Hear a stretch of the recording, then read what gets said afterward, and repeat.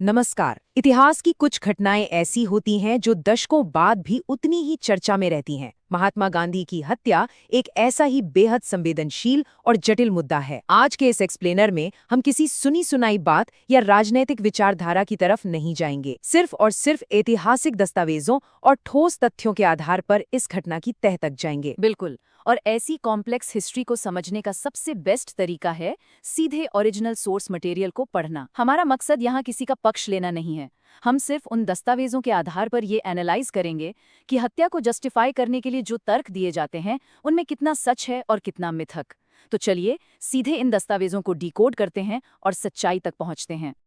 आज की इस चर्चा का रोड मैप एकदम क्लियर है। सबसे पहले नाथूराम गोडसे के डिफेंस क्लेम्स देखेंगे, उसके बाद गांधी जी पर हुए पिछले हमलों की टाइमलाइन, फिर टू नेशन थ्योरी का असली सच, चौथे पॉइंट में 55 करोड़ और उपवास का मुद्दा, पांचवें में वो असली वैचारिक टकराव जिसकी वजह से ये त्रासदी हुई, और आखिर में तत्कालीन गृह मंत्री सरदार पटेल के ऑफिशियल कंक्लूजन। चलिए शुरू करते हैं। तो शुरुआत करते हैं पहले हिस्से से, गॉडसे का बचाव और उसके मेन दावे।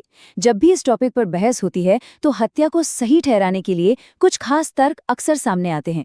हमारे सोर्स डॉक्यूमेंट्स इन दावों को बहुत ही स्पष्ट रूप से लिस्ट करते हैं। इन्हें समझना जरूरी है ताकि आगे चलकर तथ्यों के साथ इनका क्रॉस चेक किया जा सके। कोर्ट में गॉडसे की तरफ से दो सबसे बड़े दावे किए गए थे।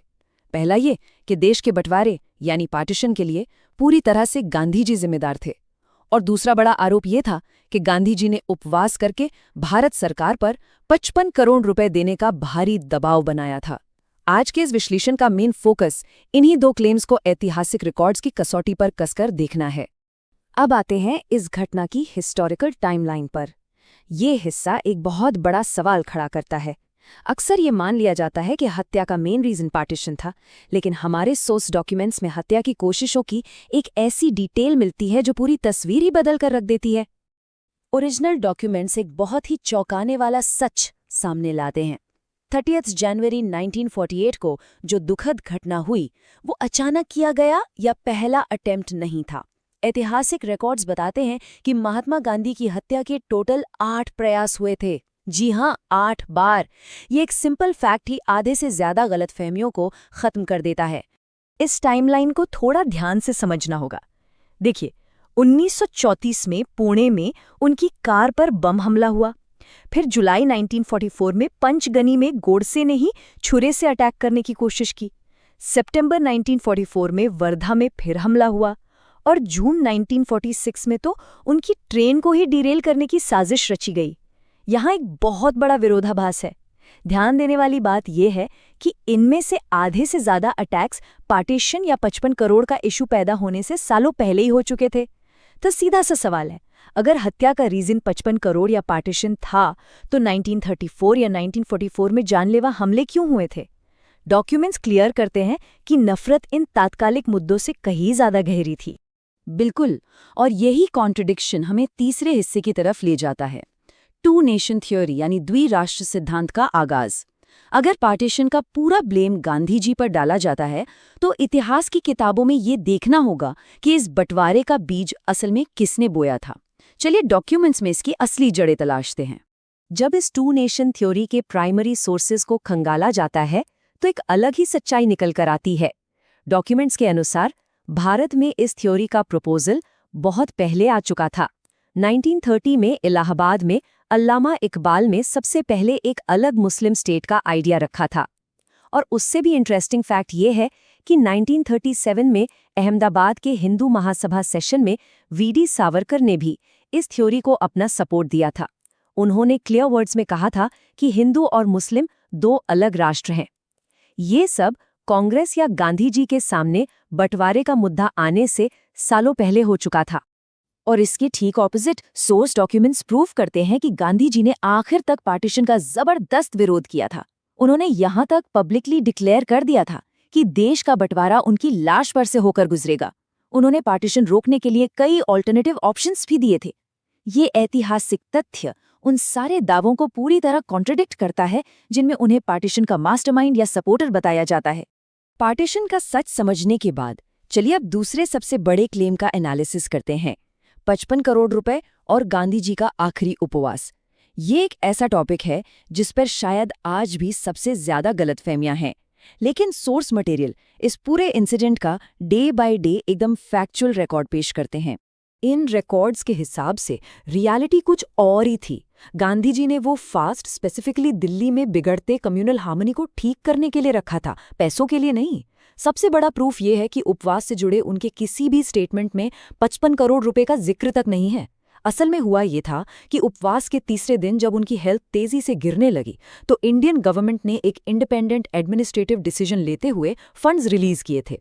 और इसका सबसे ठोस प्रमाण ये है कि पैसे रिलीज होने के बाद भी उन्होंने अपना फास्ट तब तक नहीं तोड़ा जब तक दिल्ली में पीस कमेटी का गठन नहीं हो गया। इस पूरे फैक्ट को उस वक्त की गवर्नमेंट का ऑफिशियल स्टैंड और सॉलिड बना देता है। तत्कालीन गृह मंत्री सरदार वल्लभ भाई पटेल ने लिटरली रिटन में बहुत ही क्लियर शब्दों में इस बात का खंडन किया था कि 55 करोड़ का पेमेंट गांधी जी की किसी मांग या प्रेशर में किया गया था। इस तरह प्राइमरी डॉक्यूमेंट्स को पढ़ने पर हत्या का वो फाइनेंशियल मोटिव वाला दावा भी बिना किसी आधार का साबित होता है। तो अब पॉइंट ये आता है कि अगर पार्टीशन और 55 करोड़ रुपए असल मोटिव नहीं थे जैसा कि डॉक्यूमेंट्स प्रूफ करते हैं, तो फिर असली वजह क्या थी? यही पॉइंट हमें 5वें हिस्से की तरफ ले जाता है, वैचारिक टकराव यानी ideological clash. Sources point out करते हैं कि इस त्रासदी के पीछे एक बहुत ही पुरानी और गहरी फिलोसॉफिकल डिवाइड थी। डॉक्यूमेंट्स में दो बिल्कुल अलग आइडियोलॉजीज का कंपैरिजन है। एक तरफ गांधी जी की सनातनी अप्रोच थी, जिसे सोर्सेस बहुत ही इंक्लूसिव मानते हैं।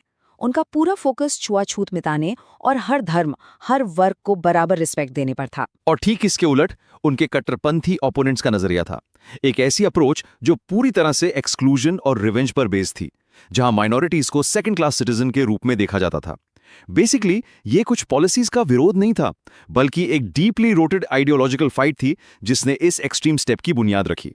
एक बहुत ही दिलचस्प बात ये भी सामने आती है कि प्राइमरी सोर्सेस के मुताबिक गांधी जी खुद इस बात से अनजान नहीं थे कि उनके आसपास कितना टॉक्सिक और वायलेंट माहौल बनाया जा रहा है। अपनी प्रार्थना सभाओं में वो लगातार इसकी वार्निंग्स देते थे। ये इस बात का हिस्टोरिकल प्रूफ है कि वैचारिक नफरत उस वक्त कितना उग्र रूप ले चुकी थी।